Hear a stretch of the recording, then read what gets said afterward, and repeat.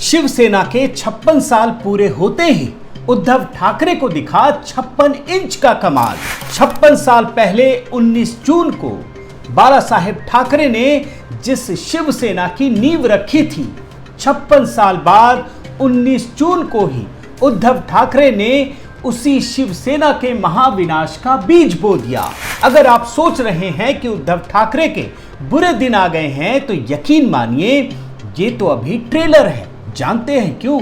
ये बयान सुनिए। कडुलिंबाला सुद्धा किडीने खाऊन टाकलेले, पूर्णपणे त्या कडुलिंबाची वाताहत झाली होती। पानं तर गेलीच होती, पण नुसत्या शिरा राहिल्या होत्या। पहरेदार को सीधे चोर बताने के लिए 2019 के चुनाव में जनता ने राहुल, सोनिया और कांग्रेस पार्टी का क्या हाल किया था, ये तो आप जानते हैं। सीधे रसातल में पहुंचा दिया, आखिरी पायदान पर कांग्रेस को पहुंचा दिया। लेकिन उद्धव ठाकरे जनता की मौन आवाज को सुन नहीं सके, समझ नहीं सके और सीधे प्रधानमंत्री मोदी को ललकारने लगे। जरा ये बयान सुनिए। पटकने वाला कोई आज तक पैदा नहीं हुआ है शिवसेना। पटकने वाला कोई आज तक पैदा नहीं हुआ है शिवसेना। यही नहीं, मोदी को निशाना बनाने के लिए उत्तर प्रदेश के मुख्यमंत्री योगी को अपशब्द कहने से भी बाज नहीं आए। आप इनका ये पुराना बयान सुनिए। हा योगी जो आला तो अशी टरटरून, म्हणजे कसलं काही नसलं की गॅसचा फुगा असतो ना, काही नसतं, गॅस असतो पण हवेत उडत असतो, तसा गॅसचा फुगा आला। तो सरळ चपला घालून महाराजांना हार घालायला गेला, सरळ चपला घालून। असं वाटलं त्याच चपला घ्यावं आणि त्याचं थोबाड फोडावं। साथियों, आपको याद होगा कि मैंने एक वीडियो बनाया था कि जिन लोगों ने प्रधानमंत्री मोदी को चुनौती देने की कोशिश की, आप एक एक करके इन चेहरों को देखिए, उन लोगों ने, जिन लोगों ने खलनायक बनाने की कोशिश की, उनका क्या हाल हुआ था। इस पर मैं वीडियो बनाया हूं और इसका लिंक आपको नीचे मिल जाएगा। और अब याद रखिए कि उद्धव ठाकरे का प्रारब्ध भी उनका इंतजार कर रहा है। साथियों नमस्कार, मैं हरिश्चंद्र बर्णवाल। आज मैं आपको उद्धव ठाकरे के उन कृत्यों के बारे में बताऊंगा, उनकी जानकारी दूंगा जिसने बाला साहेब ठाकरे की आत्मा को छलनी कर दिया, और सिर्फ इसलिए कि उद्धव ठाकरे सत्ता में बने रहे। आज जो खबरें आप लगातार मीडिया में देख रहे हैं कि एकनाथ शिंदे 40 विधायकों और न जाने कितने ही विधायकों की संख्या तो लगातार बढ़ रही है, वो उद्धव ठाकरे को छोड़ चुके हैं। दरअसल ये वही विश्वासघात है जो उद्धव ठाकरे ने बाला साहेब के साथ करने की कोशिश की। और मैं आपको ये बताना चाहूँगा कि उद्धव ठाकरे की नियति भी वही दिख रही है। याद रखिएगा, जो चिराग पासवान के साथ हुआ, चिराग पासवान के साथ क्या हुआ, उन्हीं की पार्टी के सदस्यों ने, उन्हीं को जिनके पिता ने पार्टी बनाई थी, उसी चिराग पासवान को पार्टी से ही बाहर कर दिया। आपको याद होगा। और मतलब स्थिति ये हो गई कि चिराग पासवान को अध्यक्ष पद से हटाया, चिराग पासवान ने 5 सांसदों को हटा दिया, मगर असली पार्टी तो उन्हीं लोगों के पास बची रही। आज उद्धव ठाकरे का भी यही हाल है।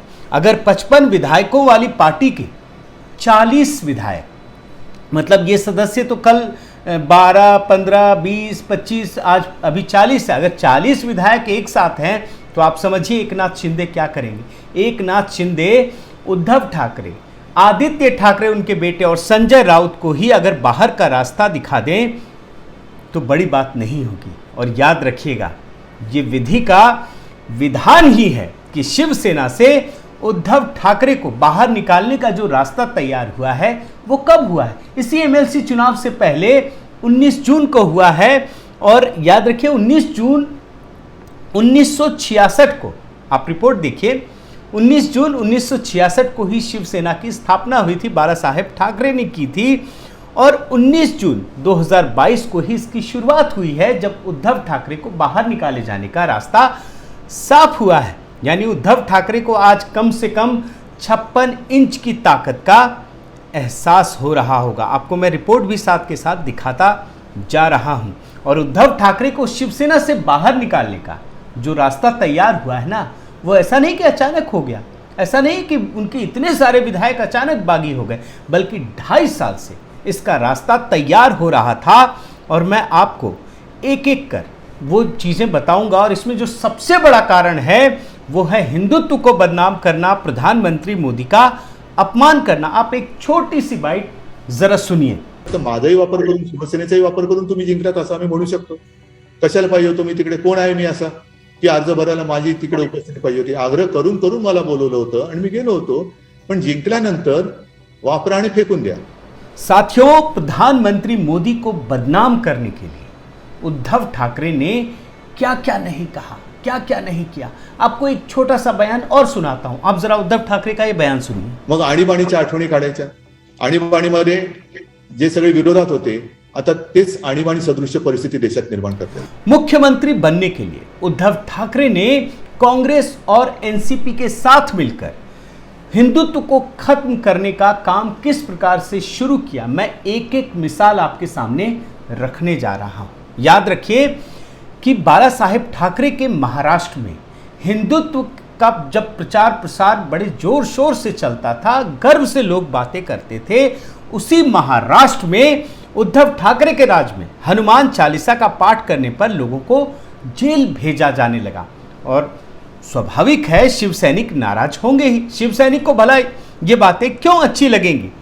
हिंदुत्व के विरोध पर उतारू उद्धव ठाकरे को हनुमान चालीसा के पाठ से अधिक मिठास अजान के आवाज से मिल रही थी। मैं एक छोटी सी बाइट शिवसेना नेता की सुनाता हूं, आप ये बाइट सुनिए, आपको बहुत सारी चीजें पता चल जाएंगी। अजान जब भी सुनते हैं तो अजान की आवाज़ में इतनी मिठास रहती है, वो मिठास सुनकर लगती है कि ये अजान है, ये कितने घंटे में वापस चलेगी। अब ये सब सुन करके शिवसेना जो शिव सैनिक है, बाला ठाकरे की शिवसेना के शिव सैनिक, उनका उबाल मारना तो स्वाभाविक है। अब गुस्से के रूप में अगर वो सड़क पर नहीं उतरेंगे तो क्या करेंगे? अब मैं आपको एक और मिसाल देता हूं, जिस शिव सैनिक के लिए वीर सावरकर पूज्य थे, वहीं उद्धव ठाकरे के लिए टीपू सुल्तान पूजनीय हो गए। आप देखिए, महाराष्ट्र में टीपू सुल्तान के नाम पर स्टेडियम का नाम रखा गया और इन परिस्थितियों में शिव सैनिकों के मन में किस प्रकार के भाव उभर रहे होंगे, आप कल्पना कर सकते हैं। जब मैं कह रहा हूं कि ये पूरी प्रक्रिया कई साल की प्रक्रिया है, तो इसकी वजह मैं आपको दिखा रहा हूं। और टीपू सुल्तान के नाम पर स्टेडियम और वीर सावरकर का अपमान। वीर सावरकर का अपमान सत्ता में जाने के बाद, जब से मुख्यमंत्री बने उद्धव, कितना किया गया ये हम सब जानते हैं। राहुल गांधी हर जगह हर मंच पर खुलकर सावरकर का अपमान करने लगे और उद्धव ठाकरे ने क्या किया? आप राहुल गांधी का एक छोटा सा बयान आप पहले सुन लीजिए। मेरा नाम राहुल सावरकर नहीं है, मेरा नाम राहुल गांधी है। सच्चाई यह है कि उद्धव ठाकरे कांग्रेस और एनसीपी के चंगुल में इस तरह से फंस चुके थे कि जम्मू कश्मीर को देश से अलग करने वाले गुट का भी वो समर्थन करने लगे। बिल्कुल आपको जो खबर दिखा रहा हूं, किसी को यकीन नहीं हो सकता, लेकिन ये सारी चीजें उद्धव के राज में हुई हैं। आप रिपोर्ट देखिए, मुंबई में गेटवे ऑफ इंडिया पर बेरोक टोक फ्री कश्मीर की तख्तियां लहराई जा रही थी और मतलब मुंबई में ऐसा होते देखकर शिव सैनिकों को जनता के सामने मुंह दिखाना भारी पड़ गया। लेकिन उद्धव सरकार ने कुछ नहीं किया, बल्कि इसका जस्टिफिकेशन दिया। आप संजय राउत की एक बाइट सुनिए पहले, फिर आपको समझ में आएगा।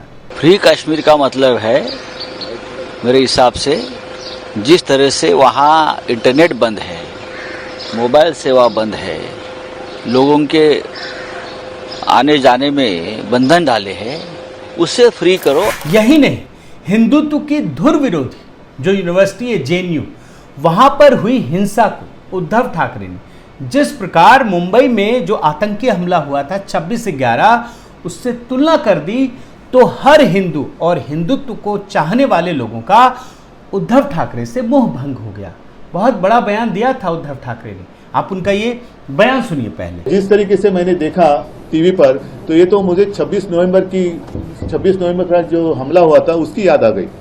अब आप बयान सुन लिए, अब आप सोचिए कि जब मुंबई हमले को जेएनयू हिंसा से ये तुलना कर रहे होंगे, तो मुंबई हमले का जो गुनहगार है उसके साथी से उनको क्या परहेज होगी? उसके समर्थक के साथ वो बैठने लगे और कैबिनेट का निर्णय करने लगे। आप रिपोर्ट देखिए, असलम शेख असलम शेख को उन्होंने अपनी कैबिनेट का मंत्री बना दिया। इतना बड़ा होदा, उसके साथ बैठ करके महाराष्ट्र का भविष्य तय करने लगे। और असलम शेख कौन है ये भी जान लीजिए। ये वही शख्स है जिसने 2015 में तत्कालीन राष्ट्रपति प्रणब मुखर्जी को पत्र लिखकर याकूब मेमन की जो फांसी की सजा है उसको रोकने की मांग की थी। आप देखिए ये रिपोर्ट। और इतना ही नहीं, पाकिस्तान बांग्लादेश में जो अल्पसंख्यक हिंदू हैं उसके साथ जो जातियां हो रही थी उसको सहयोग करने के लिए जो सीएए कानून बनाया गया, शिव सैनिक उसके भी खिलाफ हो गए, उसका विरोध करने लगे। आप रिपोर्ट देखिए। और ये क्या, शिवसेना में जो बाला साहेब ठाकरे की संस्कृति है जो उन्होंने तैयार की है वो उसके खिलाफ नहीं था। जाहिर तौर पे कोई भी शिव सैनिक, मैं स्पष्ट रूप से कहता हूं, तैयार नहीं था इसे स्वीकार करने के लिए। लेकिन चूंकि उद्धव ठाकरे, शिव सैनिकों को लग रहा था कि भाई चलो एक आध गलत फैसला भी हो सकता है, आपको सत्ता चाहिए, लेकिन सत्ता में बैठ करके आप बिल्कुल यू टर्न ले लें, सब कुछ बदल दें, अपने हर विचारधारा को तार तार कर दें, ये कैसे संभव है। शिव सैनिक इसे बर्दाश्त नहीं कर पा रहे थे और आप ये रिपोर्ट में देख सकते हैं। मैं आपको एक और चीज़ बताता हूं कि बाला साहेब ठाकरे पाकिस्तान को लेकर के क्या राय थी ये तो हम जानते हैं। पाकिस्तान की क्रिकेट टीम भारत में आकर खेल ना सके, उसी बाला साहेब ठाकरे के शिव सैनिकों ने पिच खोद दिया था, याद है ना आपको। लेकिन उसी पाकिस्तान पर जब प्रधानमंत्री मोदी की सरकार ने सर्जिकल स्ट्राइक की, सैनिकों ने अपना दमखम दिखाया, तो उद्धव सरकार की क्या प्रतिक्रिया रही आप देखिए। उद्धव ठाकरे की सरकार ने सवाल खड़े कर दिए, मानो वो पाकिस्तान का साथ देने के लिए खड़े हो गए। आप ये रिपोर्ट देखिए। शिव सैनिकों का मोदी सरकार पर बड़ा हमला, सर्जिकल स्ट्राइक को लेकर उठाए सवाल, ये है स्थिति। और इसके बाद भी उद्धव ठाकरे कहते हैं कि नहीं जी, हम असली हिंदुत्व वाले हैं, हम ही हिंदुत्व का झंडा बुलंद किए हुए हैं। लेकिन अब आपको मैं एक और मिसाल देता हूं कि जब से उद्धव ठाकरे की सरकार बनी, महाराष्ट्र के विधानसभा के अंदर वंदे मातरम का जो गायन होता था उसे रोक दिया गया। मतलब वंदे मातरम के गायन को ही रोक दिया। और ये आप समझिए, फडणवीस सरकार के गिरने के बाद महाराष्ट्र में ऐसा पहली बार हुआ कि जब वंदे मातरम का गायन नहीं हुआ। अब क्या है ये वही है ना जो कांग्रेस और एनसीपी और बाकी लेफ्ट लिबरल जमात सेकुलरिज्म का नारा बुलंद करते हैं और उसी दिशा में आगे बढ़ते हैं। यही काम शिवसेना की सरकार उद्धव ठाकरे ने किया। आप एक छोटा सा बयान देवेंद्र फडणवीस जी का सुन लीजिए। आपण हे खरं आहे, 7 दिवसापर्यंत अधिवेशन आपण स्थगित ठेवू शकता, पण ते कधी ठेवू शकता? आपण जर त्याची घोषणा केली असेल तर। आपण घोषणाच केली नाही, आपण या ठिकाणी अधिवेशन संपवलं, आपण राष्ट्रगीत घेतलं। अब इन परिस्थितियों में आपको मैं बाला साहेब ठाकरे का एक बयान सुनाता हूं जो उन्होंने प्रधानमंत्री मोदी पर दिया था।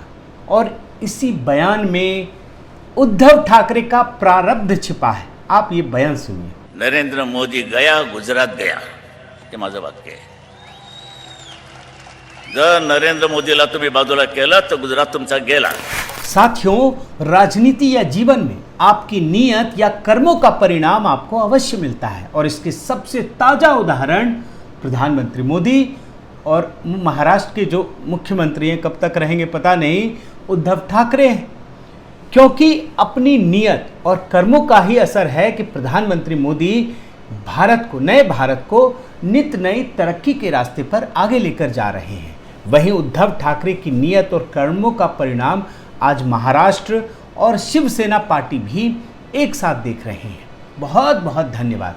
आपसे गुजारिश है कि आप मेरे इस चैनल को ज़रूर सब्सक्राइब कीजिए, लाइक कीजिए, शेयर कीजिए, कमेंट कीजिए और इस बेल आइकन को प्रेस करना मत भूलिएगा।